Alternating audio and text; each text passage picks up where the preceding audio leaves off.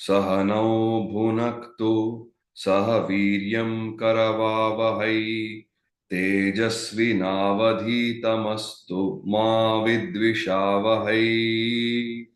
ॐ शान्ति शान्ति शान्तिः। Good morning, everyone in India. Good evening if you're in the US. Welcome back to the Bhagavad Gita course. Since we will be spending a large part of today reviewing the first chapter, I won't go into too much of details of what we did yesterday because that will be the main part of today's discussion. So we saw that Arjuna has suddenly lost his confidence. He's overcome by a sudden burst of compassion and pity, and he doesn't want to fight the war. And at that point of time, Krishna pulls him up and asks him, "What's wrong with you? Why are you doing this?" So that's what we covered yesterday. I got a lot of interesting comments and feedback from different people. I just want to spend a few minutes with that. First of all, I got a note from Rajeshwari ji and Dr. Raju also about this verse. I mentioned about Vivekananda's favorite verse in the Gita. So also there is a verse from the Kathopanishad that Vivekananda used to refer a lot to motivate the young people of Bharata, and they had shared that with me. Uttishta Jagrata Prapya Varan Nibodataha. So that is the verse from the Kathopanishad. So thank you for that comment. Then Vibhu Bharadwaj wrote a mail to me asking if we could cover some of the important terminology related to the Gita, some of the words which may not be familiar to everybody. So I think that's a good suggestion because that's exactly what D.V. Gundappa also does in the start of the second chapter of the Jivana Dharma Yoga. And since that is anyway easily available as a reference, I'll try to cover a few important concepts. But as we go along, as and when we get the core concept, I will spend some time explaining it. But it's good to have an introduction in case you are totally unfamiliar with this set of terms. Then I had a question from Revati ji, which probably other people also may have. I mentioned Krishna as Varshaneya of the Vrishni Vamsha, but is he not from the Yadu Vamsha? She asked, which is also correct. Now, if you remember that family tree that I showed you in the first session, Yayati had two wives, and from the two wives, he had got 5 sons. The youngest, one of the sons was Yadu. The youngest was Puru, but one of the sons was Yadu. And from Yadu, we have the Yadu Kula. And some 14 generations after Yadu, we have Vrishni. So Krishna is from the Yadu Kula, Yadu Vamsha. He is also from the Vrishni Vamsha because some of in the lineage of kings, there will be some people who are very, very notable. So their name sticks with the descendant. So, for example, Rama is called a descendant of the Ikshvaku Vamsha. He is also called Raghava because he is a descendant of Raghu, who is another very important king. He is also called Dasharathi because he is son of Dasharatha. So, like this, in the lineage of kings, some people will be very well known, and those names stick. Similarly, for example, when we are reciting our, pravara and the gotra, so the gotra of the individual ties back to one of the ancient rishis, whether it is Atri or Vishwamitra or Angirasa, whoever. But in the same gotra, the same line, there are some very well-known rishis. So what happens is those names are also enumerated when we recite our pravara. So like this, Krishna is both Varshaneya as well as from the Yadu Kula. Ashok ji had a very interesting comment, and I think this is something which is shared by a lot of people also when they read the Gita for the first time. So he has mentioned that Arjuna goes to a great length to distinguish himself from the Kauravas, making a strong case for not wanting to engage in a war that will have long lasting consequences, and he explained he doesn't want to commit a sin, and all this speaks of Arjuna's righteous values and beliefs, definitely not his weakness. Then why in the very opening of second chapter, Bhagavan Sri Krishna portrays Arjuna as a coward and ignoble and unworthy of higher realms, essentially totally dismissing Arjuna's case as baseless. This is what Ashok ji has said. Very valid question, and this is something that all of us will feel when we first see the text of the Gita, that Krishna is just summarily dismissing Arjuna's arguments and moving forward. And Arjuna's arguments appear to be cogent, appear to be very sensible. That is why in the when the instruction starts in the 11th verse of the second chapter, Krishna calls this as prajnavada. That means arguments that appear to be sensible, appear to be sane, appear to be wise, but actually do not have any base, do not have any deeper significance. It's kind of wishy-washy desktop philosophy, if you want to use a modern terminology, right? So the reason for this is that it is not as if suddenly somebody pulled Arjuna from an unknown place and put him on the battlefield. They have been preparing for this war, and he knew it is going to come. So I'll take this up a little more once we start the discussion on the first chapter. But I thought I will bring this up because it's a very, very pertinent question that anybody would have. Then Suresh Srinivas ji had sent a mail with some suggestions. Now, whether we can add a translation to this screen that we are using.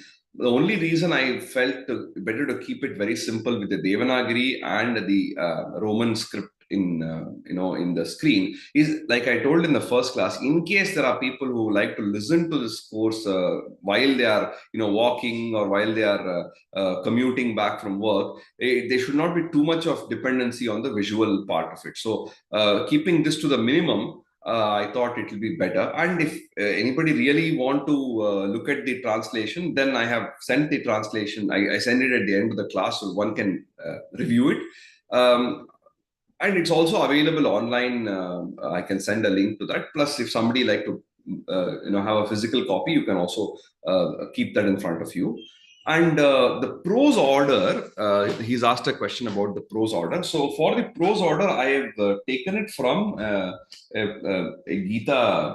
Gitayaha Bhasha book, which is in 4 volumes. I have not found, probably it's in the Gita Press version, but I'm not sure about it. But that's from a different source. The reason why I'm giving the prose order is because when you read the same shloka in like a sentence, anybody with a basic understanding of Kannada or Telugu or Malayalam or Marathi, Bengali, Hindi will be able to follow 60 to 80% of the words very easily. So I want to kind of demonstrate that by reading these shlokas with little more consistency, you will be easily able to follow the Sanskrit of the Ramayana and Mahabharata, which is compared to other works, it is more straightforward. And there will be some variations, like I told you, because we are using the Bhandarkar Oriental Institute, Research Institute text. So, for example, in the 44th verse, we have given it as Aniyatam in the complete Bhagavad Gita and in older versions. But then for the new edition, we have used the Bhandarkar edition. So it is Niyatam, but the meaning does not change too much in many of these cases.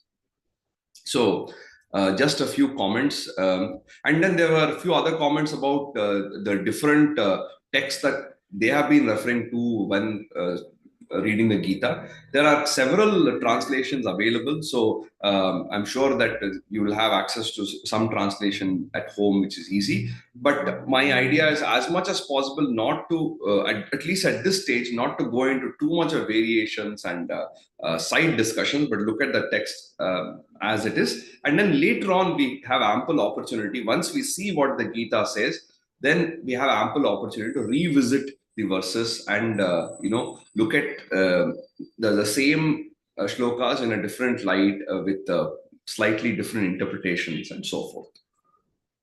Okay, so let me share the screen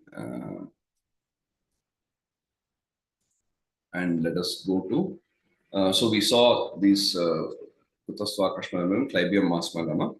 Now we come to the fourth verse of the second chapter. Arjuna Uvacha. Katham Bhishma Maham Sankhye Dronan cha Madhusudana Ishubhi Pratiyotsyami Pujarha Varisudana. So Arjuna says, how can I battle Bhishma and Drona?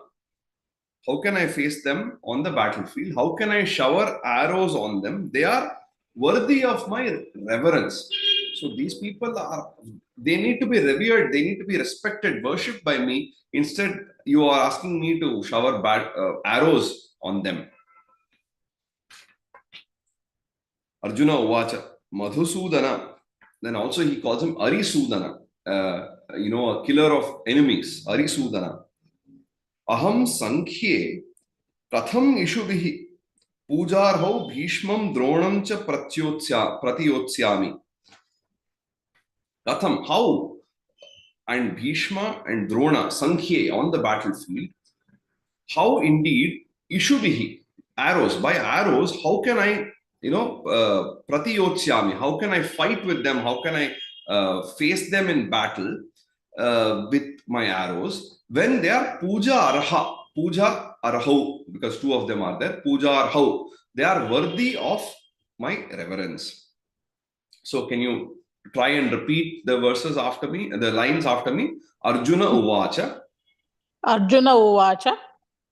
Katham Bhishma Maham Sankhye. Katham Bhishma Maham Sankhye. Dronam cha Madhusudana. Dronam cha Madhusudana. Ishubhi Pratiyotsyami. Ishubhi Pratiyotsyami. Pujarhau Arisudana. Pujarhau Arisudana. Yeah, thank you. Guru Nahatva hi Mahanubhavan Shreyo Bhoktum Vaiksham Apiha Loke Hatvartha Kamamstu Guru Nihaiva Bhunjiya Bhogan Rudira Pradigdan.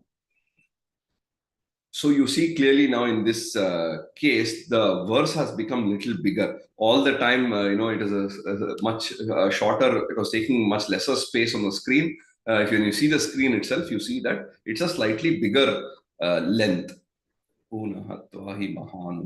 So it's got 11 syllables in every line. So it's like a Trishtup verse. So like I mentioned, most of the verses are in this poetic meter called Anushtup, which are 8 syllables in every line, like Dharma Kshetre Kuru Kshetre. So 8 in every line, 4 lines, so 32 syllables in all. But there are cases in different chapters where there are shlokas, verses with poetic meter with 11 syllables in a line or 10 syllables in a line and so on. In fact, the word shloka itself specifically refers to this poetic meter called Anushtup, because so many of the verses, especially popular verses, are in this shloka poetic meter. The word shloka itself has come to mean a poetic verse. So that is the popularity of the shloka meter. But actually, shloka refers to a particular form of, a particular poetic meter, which is 8 syllables in a line and 4 lines. So Guru Nahatva hi Mahanubhavan Shreyo Bhoktum Vaiksham Apiha Loke Hatvartha Kamamstu Guru Nihaiva Bhunjiya Bhogan Rudira Pradigdan. if I kill these noble elders for the sake of worldly gains, then my pleasures will be stained with their blood. I would rather beg for food instead. This is what he says. Mahanubhavan gurun ahatva sthitam mama bhaikshyam bhoktum api iha loke hi shreyaha gurun hatva iha eva rudhira pradigdan katham aham. That is to be understood. Artha kamantu bhogan bhunjiya. So these guru, they are my elders, they are my, actually my Drona is actually his guru, and Mahanubhavan, they are great elders, very distinguished people.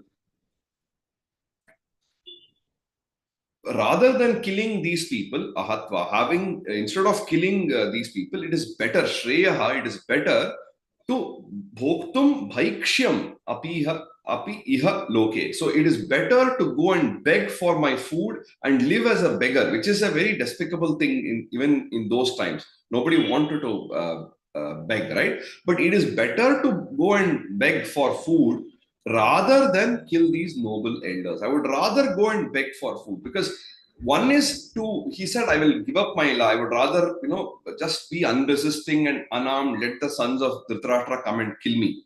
One is to give up your life. That is already you're at a low. Here, even while living, I would rather lead a life which is so despicable, because to die is one thing. It's a one moment you are dead and it's gone. But here to continue living in a despicable condition is worse than death, right? So he says even that is okay. I don't mind, living off begging, but I would rather not kill these people. Hatvartha kamams.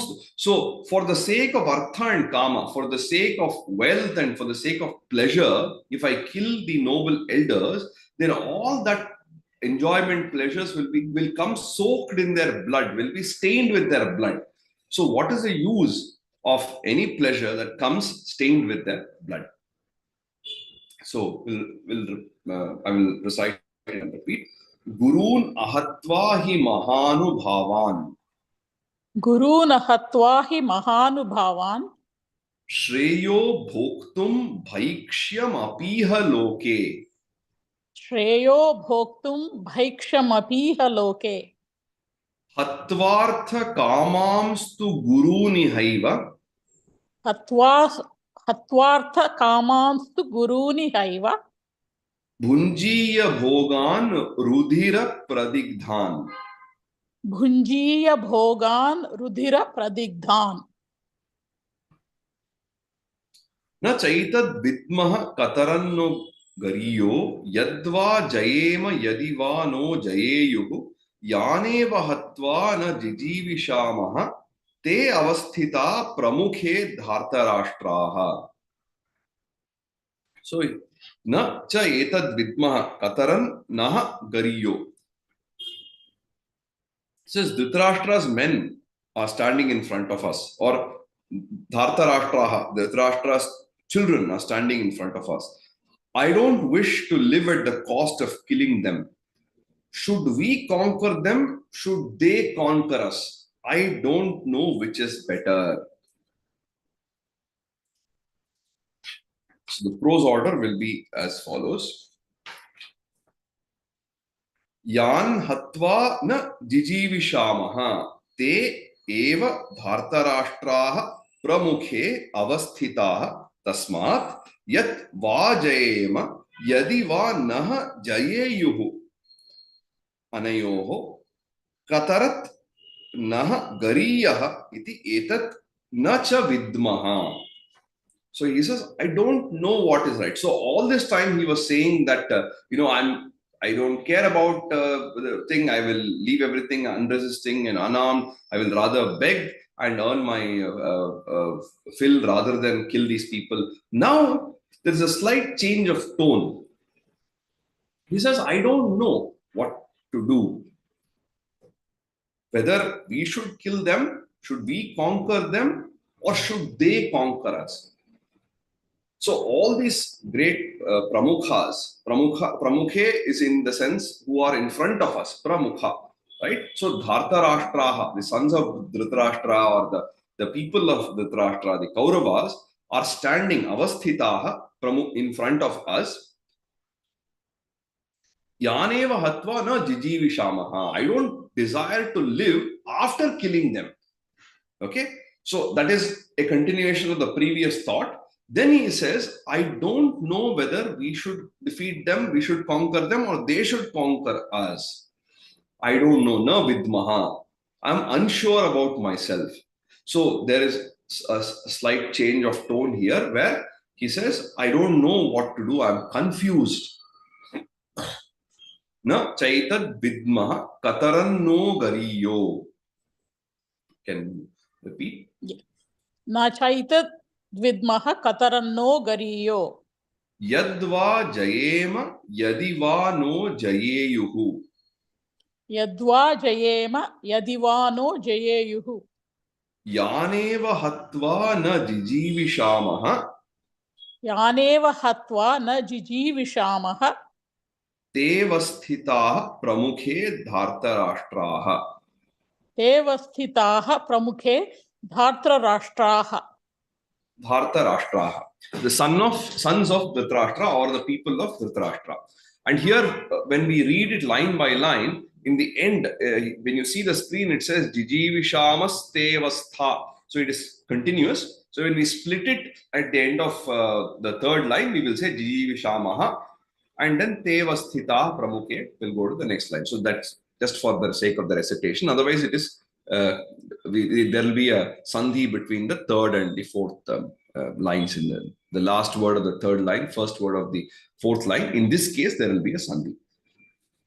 So he says, I don't know, I'm confused. Then he says, Karpanya doshopahata swabhavaha prichhamitvam dharma sammuda chetaha yachreyasyan nishchitam bruhitan me shishyasteham sadhimam tvam prapannam. So Arjuna is a smart guy. He is able to do a self-diagnosis also. So he says, I have become very sentimental. I have become overcome by pity. I'm totally confused about what is right and what is wrong.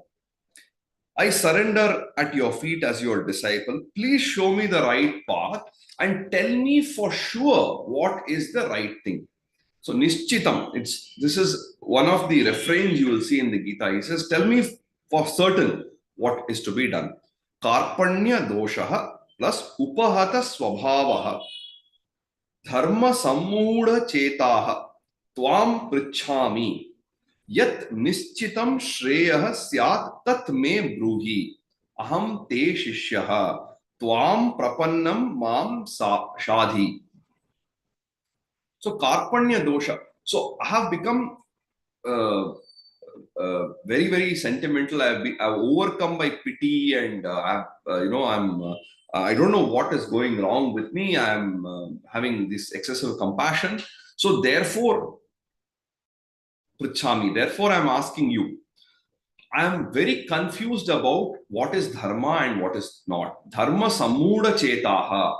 What is right here? What is dharma? I'm confused about this very, very fundamental question. For any great work to be relevant to us, there must be a great conflict of values. That is when a work becomes great. This is what we see in our epics. There is a huge conflict of values. What is dharma? What is not dharma? So here, this is spelled out in no unclear terms by Arjuna. I don't know what is right, what is wrong. So tell me what is the best thing. Nishchitam, for sure, without any confusion, tell me what is going to bring me shreyas, which is goodness, prosperity. Tell me. And I surrender to you as a disciple.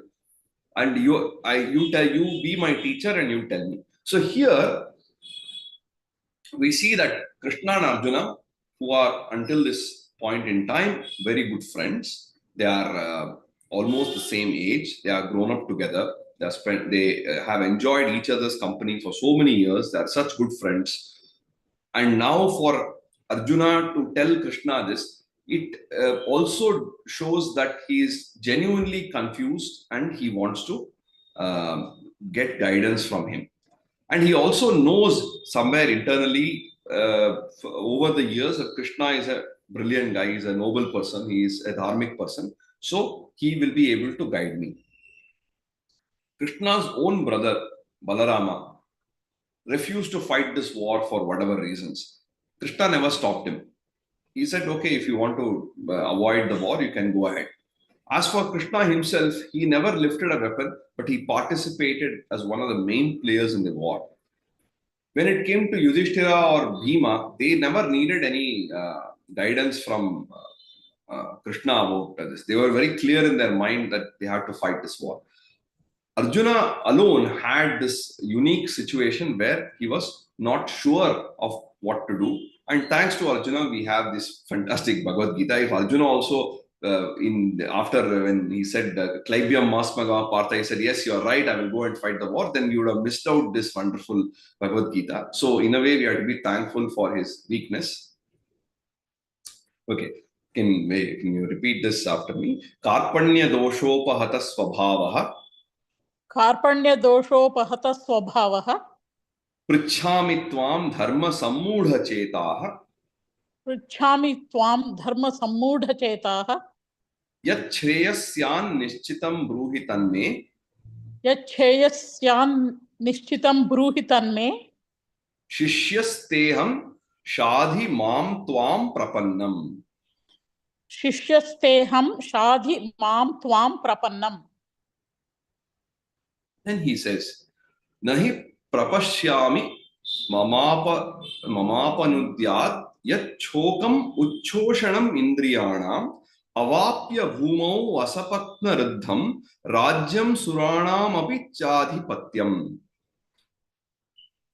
So he says, I don't see how gaining absolute control over this prosperous earth or even the lordship over the heavens will drive away this grief which has completely engulfed me.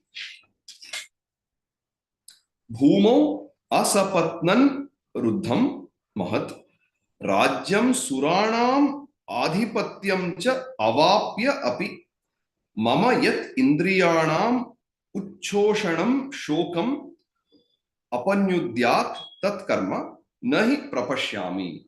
I don't see, nahi prapashyami. I am not able to see how mama apanudyat yat chokam, this shoka which has engulfed me and which has completely taken over my senses, having attained avapya bhumau asapatnan riddham, so without enemies, absolute monarchy, absolute control over the entire earth, even if I get this, or if I get Suranam Rajyam, the kingdom of the heaven, if I become the Adhipati, the Lord, if I gain the lordship over the Suraloka, even then I don't see how this present affliction of mine will be, cleared up. Arjuna's problem is not coming because he is greedy for any pleasures. It is not coming because he wants the kingdom. Therefore, none of these are going to work. He needs a deeper solution, which is a harsh awareness of reality. If he was a mercenary, just ready to kill for the sake of money, it would be very easy to get him to fight. Later in the Mahabharata war, we see this group of people called the Samshaptakas, who lure away Arjuna into battle. So they are people who are mercenaries. Till we die, we will fight on the battlefield. Either we will live and get the kingdom, or we will die on the. We will not retreat from the battlefield. So they are sort of mercenaries. So they are very clear. There is no confusion in their mind. But here, Arjuna is having this confusion because it's a deeper seated compassion. So, nahi prapashyami mamapanudyat नहि प्रपश्यामि ममापनुद्यात् यच्छोकमुच्छोषणम् इन्द्रियाणाम् यच्छोकमुच्छोषणम् इन्द्रियाणाम् Avapya bhumavasapatnam ruddham अवाप्य भूमाव सपत्नं रुद्धम Rajyam Suranamapi Chadhipatyam. राज्यं सुराणामपि चाधिपत्यम्. Then Sanjaya Uvacha. So until now Arjuna was speaking. Sanjaya Uvacha. Evam uktva Hrishikesham Gudakeshah Parantapa Na Yotsya iti Govindam Uktva Tushnim Babhuvaha. So having said this to Krishna, Arjuna, the great destroyer of enemies, he declared that I will not fight. No, Yotsye, I will not fight. And he became silent. So Sanjaya Uvacha. Parantapa. Parantapa is a reference, is a sambodhana to Dhritarashtra here. Rishikesham evam uktva Gudakeshaha. So Gudakesha, Arjuna said these words, evam uktva, having said these words to Rishikesham, that is to Krishna, na yotsye iti. So like I said, iti is close inverted comma. So na yotsye in the poetic thing, when you put it together, it becomes na yotsya iti govindam. But when it's taken separately, he says na yotsye. This is what he says. Iti govindam, to Govinda, uktva, he said, tushnim babhuvaha. So Sanjaya is reporting to Dhritarashtra that having said these following words to Rishikesha, na yotsye, and again he uses the epithet Govind, he uses the epithet Govinda here, but Sanjaya, so having said na yotsye to Govinda, uktva, tushnim, silent, he became silent, babhuvaha. So after telling, after his entire discussion, I mean, whatever he had to say, finally he says, I will not fight. This is a final statement, like a closing remark. Okay. Sanjaya Uvacha. Sanjaya Uvacha. Evam uktva Hrishikesham. Evam uktva Hrishikesham. Gudakesha Parantapa. Gudakesha Parantapa. Na yotsya iti Govindam. Na yotsya iti Govindam. Uktva tushnim babhuvaha. Uktva tushnim babhuvaha. Then he says, Tam uvacha Hrishikesha prahasanniva bharata senayor ubhayor madhye vishidantam idam vachaha. So then Krishna or Hrishikesha, in the middle of the two armies, with a subtle smile, he spoke these words to the grief-stricken one. Bharata, again, Sambodhana to Dhritarashtra. Hrishikesha prahasan iva ubhayoho senayoho madhye vishidantam tam Arjunam idam vachaha uvacha. So, to one who was vishidantam, who was overcome by grief, senayor ubhayor madhye, in between the two armies, with prahasan, almost like as if he was smiling. Prahasan niva, like it is a smile, but you can think of it like on the verge of a smile or a subtle smile. He's, what the hell is wrong with you, man? Come on, are you really serious? Sometimes, when we are not able to believe that this person would do such a thing, you say, really? And there's a slight smile that comes on our face. So like that, Krishna is, are you really serious? What's wrong with you? You must be joking, in that kind of a sense. So he's got a slight smile on his face, and he says the following words. And from the 11th verse onwards, the actual, the discussion, the instruction of the Gita begins. So let's repeat this, and then we will go to the next part of the session. Tam uvacha Hrishikeshaha. Tam uvacha Hrishikeshaha. Prahasanniva bharata. Prahasanniva bharata. Senayor ubhayor madhye. Senayor ubhayor madhye. Vishidantam idam vachaha. Vishidantam idam vachaha. Yes. Thank you, Pramodini ji. So Dhanyavada. today we will, we come to the end of this section, which basically covers the story part of it. Now, let's go to a recap of the first chapter, which is Arjuna's despair. There are three broad divisions in the first chapter, like I mentioned. The first part of the chapter is the description of the preparation of the war and what happens on the battlefield and so on. Then the second part is Arjuna's sudden burst of compassion.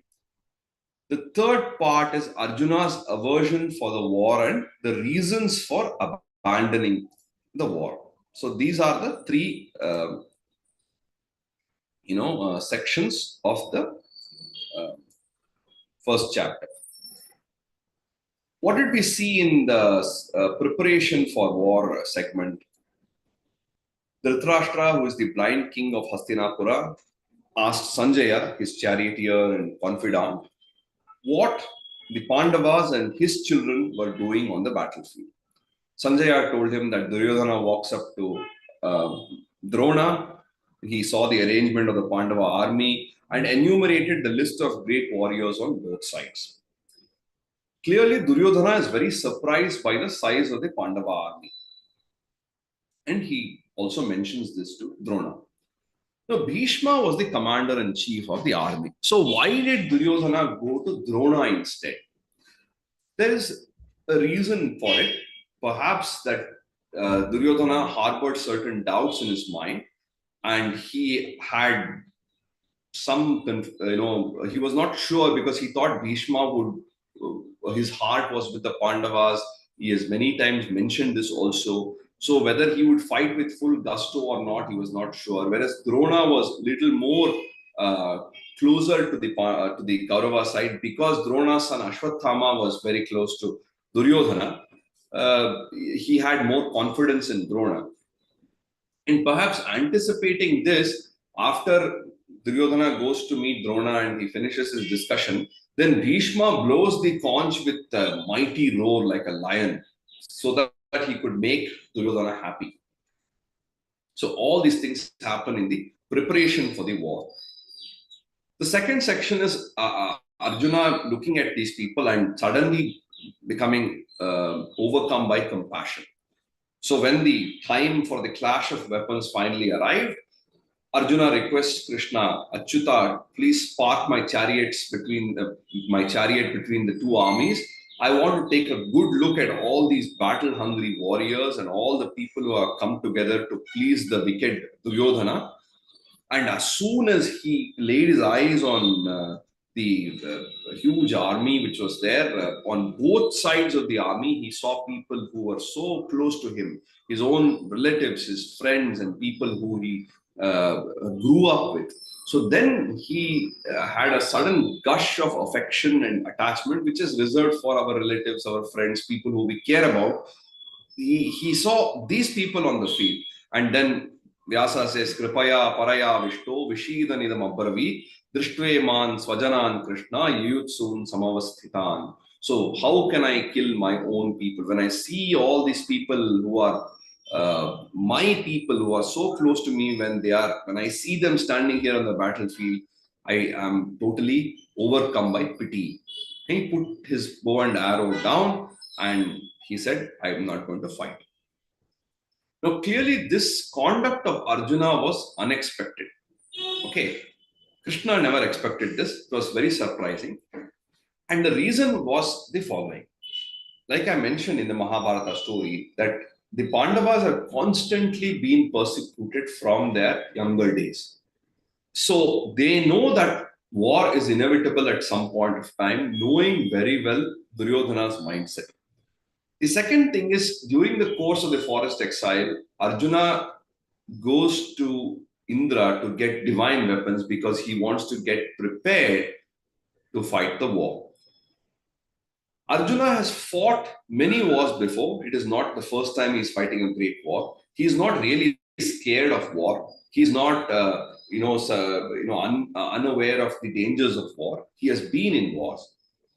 He has fought the very same people in the end of the Virata Parva, there is the Uttara Go Grahana episode when Duryodhana and his team get a sense that the Pandavas have hidden themselves in the Matsya kingdom of Virata. They attack the Matsya Desha, and Arjuna single-handedly fights against all these people in the battle. So he has fought against these people. It is not that he has not fought the same people, he has fought against them in the Uttara Gograhana. He was familiar with the brutality and horrors of warfare.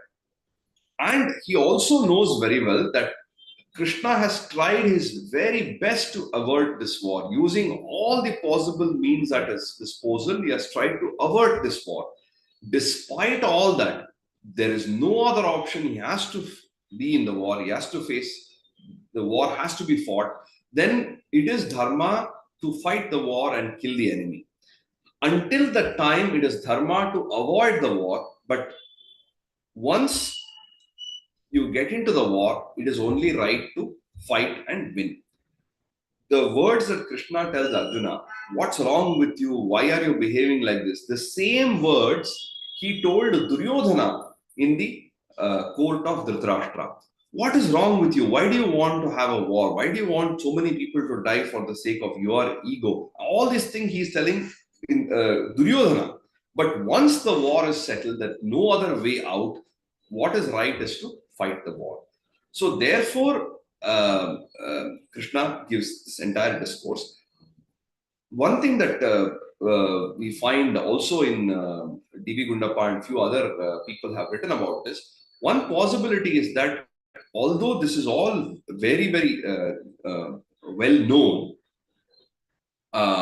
the fact that you come to the battlefield and actually see this, physically see this, that direct experience might have been a jolt to Arjuna.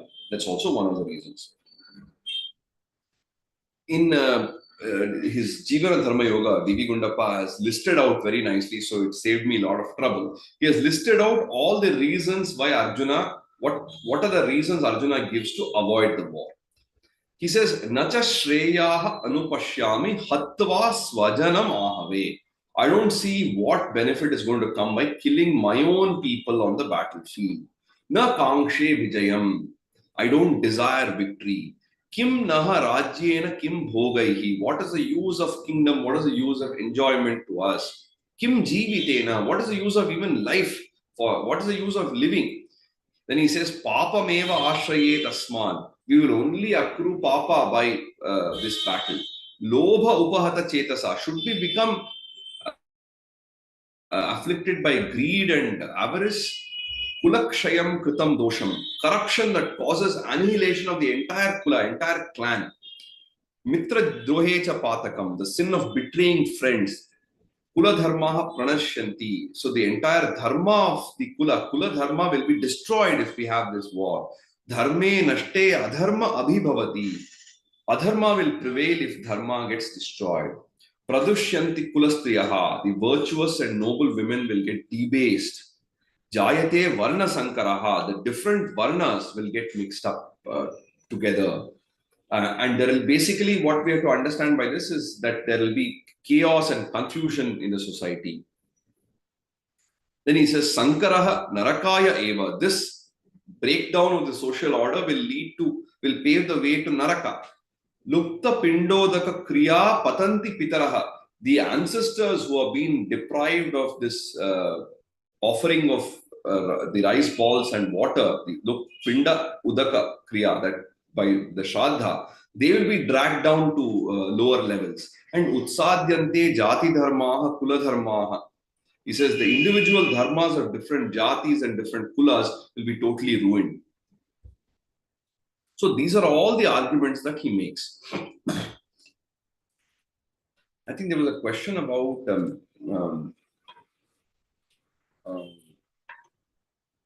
Varna Sankara here.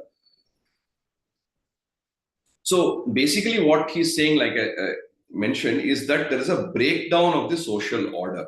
When the men folk die on the battlefield, then there is the women folk are exposed to harassment by different people. So these could be people from any community, right? So there is a possibility of noble people, kulastriya, or people of good families. They get violated, they get oppressed, and that leads to a confusion and breakdown of the order. So that's what we have to understand. So there is also, I think, one of you had mentioned in one of your emails. So it's very important for us to look at this in today's context. This is a very ancient text, right? So we have to see this in today's context and how best it is applicable to us. And there will be things that we agree with, there will be things we disagree with, there will be things that we don't understand. All these possibilities are there. So first, taking whatever we agree with and examining that, we move on to the next things. Okay, now what are the reasons for Arjuna's, karunya, asthana karunya, kind of misplaced sentimentality? One is he's concerned about killing his friends and relatives. Second is he's worried about the aftermath of the death and destruction which is going to ensue after the war. Third, he is worried about the purity of the bloodline and the dynasty. And fourth, he is worried about the fall of the ancestors without the post-death rites and obsequies. And Krishna addresses all these concerns through the course of his battlefield council. The opening thing what Krishna says is, how can you be a coward? What's wrong with you? Right? His opening lines are that. And like I said, I'll come back to Ashok ji's comment. Now, clearly, after all this build-up of so many months of preparing for the war and the war being inevitable, nothing else can be done. When Arjuna loses his heart, naturally Krishna calls him by these names and rebukes him, because it was not, like I said, suddenly sprung upon Arjuna. He was not led blindfold into this place and then suddenly the blindfold is lifted and he sees his armies. It's not like that. He knew all along that these people are evil, they are going to fight, and they have humiliated his wife, and he has worked very hard to get these weapons. So there is no reason for him to lose heart like this. So there is a temporary moment of insanity. There is this sudden outburst. So probably Krishna thought that the best way is to shake him out of the stupor. Sometimes all you need is a good shake. Then you realize, oh, I have made a mistake. I have been in a daze. So that was what he did, these two verses. It's almost like a shake out of the stupor. And the arguments that Arjuna makes are not stupid arguments. It's just that it is misplaced at that point. All those arguments against war, this is well known. It is not something new. And definitely some of them are true and it makes sense, but not at this place, not at this time. So whatever it should be discussed before war in a brokering for peace, then all these things are fine. So dharma is also, dharma is about the right conduct, right ideas at the right time also. It is very dynamic. It is not fixed in stone. It is a very dynamic thing. We will come to a little bit of discussion of some of the important points. When we were preparing the 10th anniversary edition of the new Bhagavad Gita, my co-author, Dr. Koti Sri Krishna, he made a very beautiful observation. So much so that I said we should include it in the text as well. He said that the word yoga does not appear even once in the first chapter. It appears in every other chapter of the Bhagavad Gita. All the other 17 chapters have the word yoga in the text, not in the colophon. In the colophon, of course, we say Arjuna Vishada Yoga. That is a later addition. But in the text of the Bhagavad Gita itself, in all the 17 chapters after this, the word yoga appears. But in this chapter, not even once the word yoga has appeared. Well, whether it is intentional or not, we don't know. We cannot read Vyasa's mind. But it definitely serves as a beautiful metaphor that the lack of yoga, what results from a lack of yoga is despair, tumult, sorrow, trouble. When there is yoga, There is union between body and mind, union between individual and supreme, between all the different seeming dichotomies. Then there is peace and comfort and balance. But when the yoga is not there, we have despair and despondency, and agony, and all these things. Now, when we look at our traditions and dharma, it's unfair to translate dharma as religion, but for the ease of understanding, when we say religion in this context, we're talking about Sanatana Dharma. But when we look at different other models of religion in different parts of the world, the definition itself is very, very different. So we are using English, which is very strongly flavored by the Judeo-Christian tradition. So we cannot avoid some of the usage of these words. But our dharma, it's a mixture of what is fact and what is truth and things which are unchanging, and there is tradition, which is changing with time. So truth is eternal. So the fundamental values, the factual information, all these things are eternal. They're not going to change. And they're always relevant. Whereas tradition keeps changing based on the society. So therefore, it is contextual. It's relevant for a particular place, particular time. So one of the problems of Arjuna was that he forgot about truth, forgot about that which is eternal, and he was sticking to tradition, which is short-lived, which is contextual. And maybe one of the reasons for his despondency.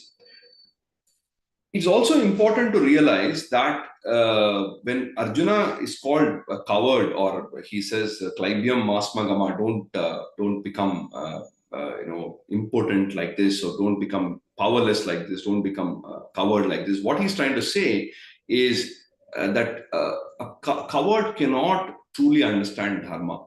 You need guts to tread the path of dharma. It is not for the weak. It is not for the unintelligent. It's not for the faint-hearted.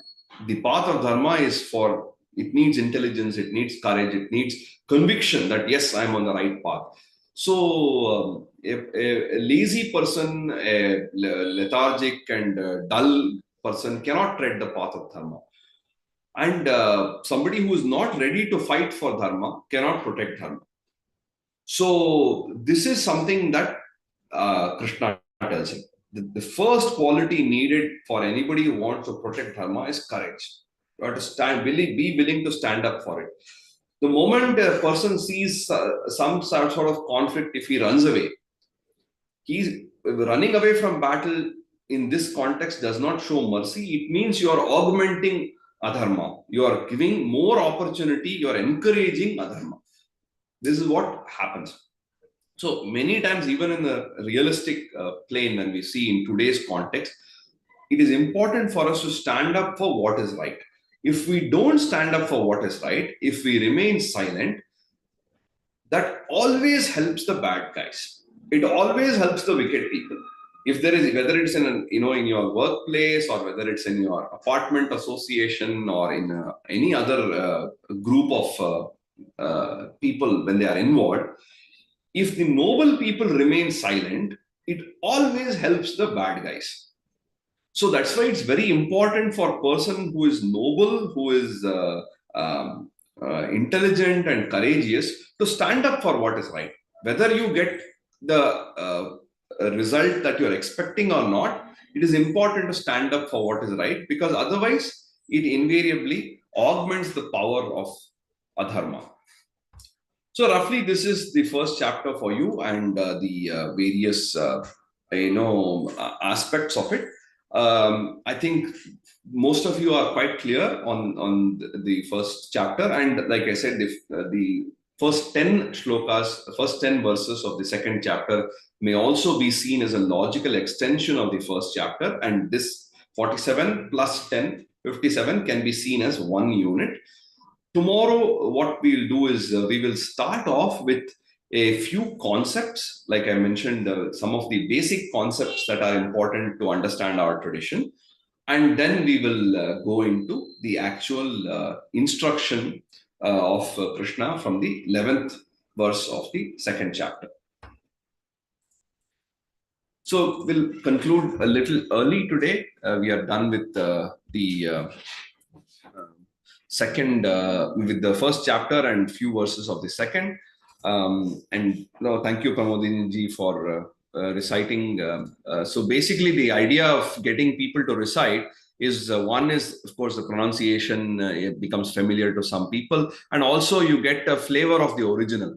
And my intention, like I mentioned to you earlier, is at some point for all of you to go to the original yourself, or at least some of you to go to the original yourself, because it's not as hard as some people think it is. Anybody with a basic knowledge of Hindi or Telugu, Kannada, Malayalam, Marathi, Bengali, any of these languages, if you are familiar with, you already have so many words and concepts known to you. You don't need a special instruction in so many things. So you can easily approach Sanskrit, especially the Sanskrit of Ramayana and Mahabharata, which is more straightforward, which is why I'm taking the effort to give you the prose order. When you read it like a sentence, it becomes quite clear. There may be a word or two here which you don't understand, but over a course of time, you will easily pick up these words. So thank you so much, and we will meet again tomorrow. And as always, if there are any questions, any comments, definitely please let me know. There are some concepts which are dealt with in more detail in different chapters, like Varna comes in the fourth chapter, Swadharma comes in the third chapter and the 18th chapter. So some of these places I'll discuss with greater detail. So it's not that I'm not avoiding any question. It is more relevant at certain times. And thank you so much, and we'll meet tomorrow. Namaste. Thank you. Thank you so much.